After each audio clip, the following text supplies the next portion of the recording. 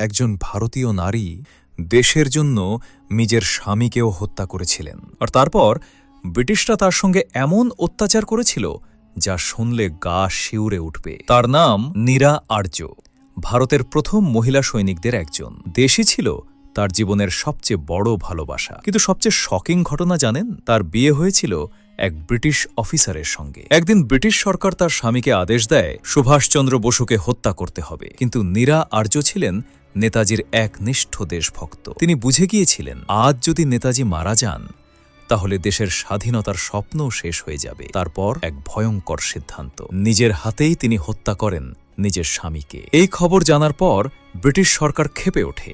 নীরা আর্যকে গ্রেফতার করা হয়।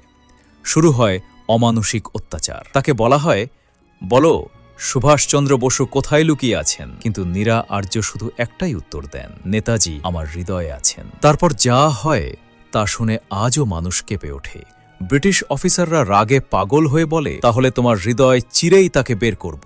লোহার যন্ত্র দিয়ে তার শরীরে ভয়ঙ্কর নির্যাতন করা হয়, রক্তে ভেসে যায় পুরো ঘর। তবুও তিনি নেতাজির কোনো খবর দেননি। ভাবতে পারেন, একজন নারী দেশের জন্য এতটা যন্ত্রণা সহ্য করেছিলেন, আর আজ তার নাম কতজন জানে?